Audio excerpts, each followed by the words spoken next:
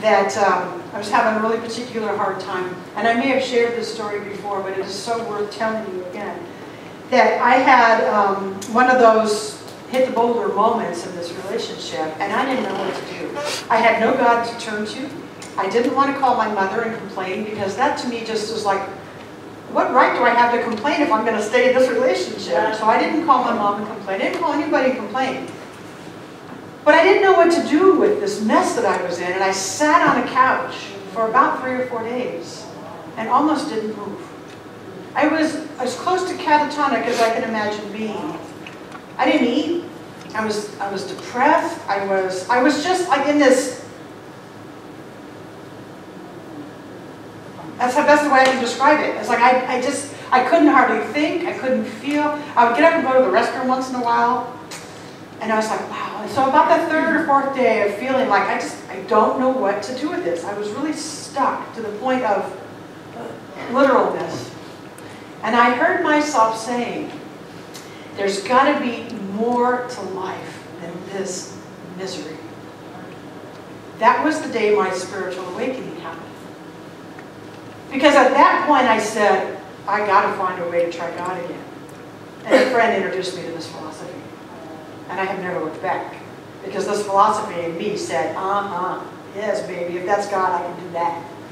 So I never looked back, but as I look back, as I look in hindsight, I think if I didn't have that, for those 3 or 4 days, this heavy, awful, you know the feeling, right? Everybody's had it from time to time. I mean, I couldn't go to work, I couldn't function for 3 or 4 days. And to have that little voice say, there's got to be something more in life.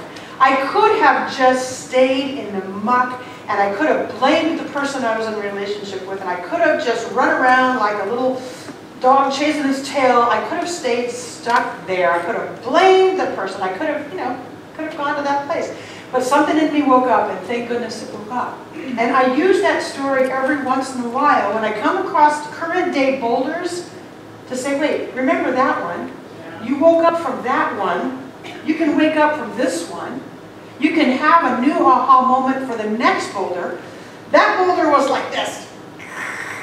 Now my boulders, they're the kind of boulders that I step my toe on and I go, all right? They're little now. That's really the good news. They boulders shrink the longer you practice this thing. So now when I see the boulders, like, all right, what are we going to do about this? What are my options? I can think differently about this. Because I know what I've learned throughout this is that blaming never works. Resentment never helps. Anger, temporarily, if you express it in the right way, can help, but not in the long run, you see. A little bit of that expressing my anger to get it out, to barf it up, so to speak, that's helpful, but not staying stuck there. Burying my head in the sand doesn't help. I've really learned those things don't help me, so what do I want to do instead? What I want to do instead is take responsibility for my transformation. Take responsibility does not mean I take on a burden on my back. It means I say, I'm going to re-empower me so that I can wake up and move past this. I'm going to re-empower me. Who is me? God in me. Remember who we are. Is to wake up to our true identity. We are never alone with any of our boulders. We are never alone in our stuckness. And I remember that over and over and over when I want to go to that crappy place. And I do once in a while. Not near as much. But when I go there, it's that reminder. The spirit of my understanding, however I understand that God, is right here to move me forward. That's empowerment, and that's what I mean by responsibility. Because you doing it to me doesn't help me grow. And so if we have any of that leftover stuff, and you see how that might apply to Dad, yeah. As hard as that may be, it doesn't help us. So there may be a great deal of truth to the ick of Dad and the things that happened, but there's no truth in blaming him forever, right? It's, I got to move forward for me. This is my life, and I'm not going to stay stuck in that. You can apply it wherever you want. So I'm telling you the story in hindsight. And I told you the story about the man on the boulder to see the bigger picture, the inside. We get to see that the coins are waiting on the other side. He couldn't. So the inside and the hindsight are wonderful teaching tools. What I think part of the goal is to bridge the gap between those, the hindsight, and the present moment. Let's bridge that gap. Let's bring it closer together. Because, do you understand what I'm saying? You know, we can look back and learn from that. But there's this big gap. So now, I've got the boulder in front of me now. Rather than waiting 10 years to figure out the lesson, let me figure it out today.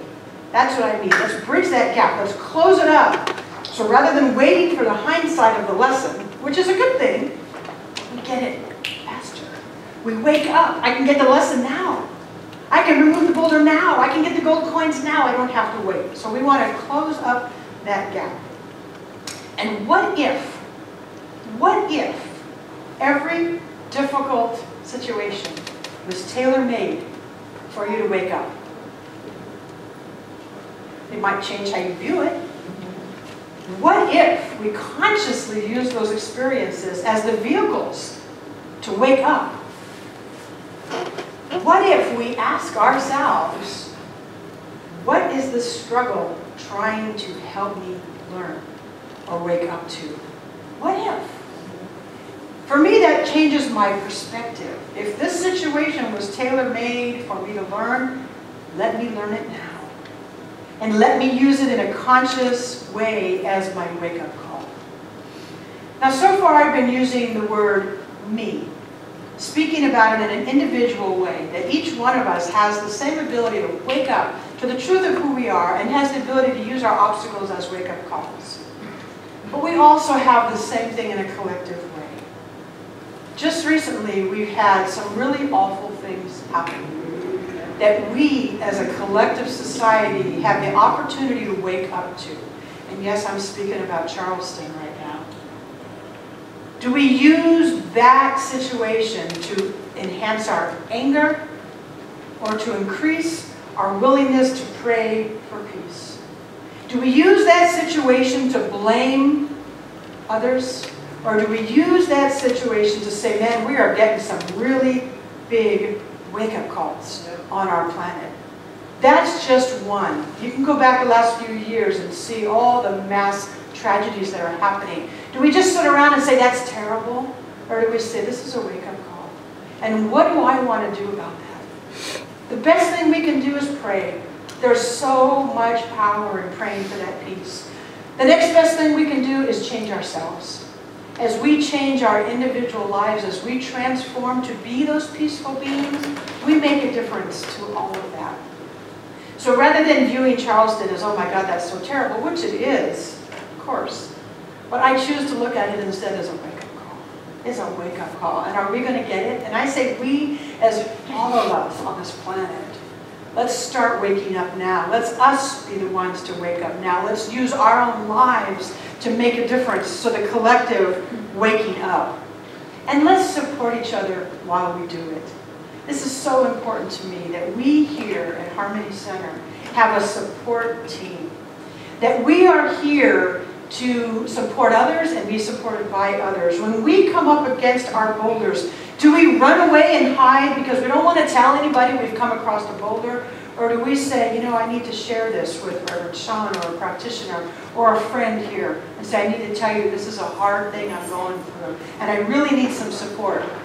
Do we offer that support without judging each other, please? We offer that support without judgment. Because the last thing I want anybody to do is say, oh, well, my consciousness is bad, so I better go hide because I came across a boulder. I want you to do just the opposite. I want you to say, you know what, this is hard for me. I really don't know what to do. Can you help me? And let us be there for each other in those wonderful ways, because that is what makes us a community. We are humans, we're pack animals. We are pack animals. We are meant to work in groups, in tribes, if you will. And coming together here, this is a tribe of sorts. This is a spiritual tribe. Pack animals look for leaders. They also help each other. You know, everybody works out their little order, but we're here to help. I want us to feel that we belong and that we can support each other in our awakening. I know that we do I just want you to know how important that is to me and how much I love that about who we are here at Harmony Center.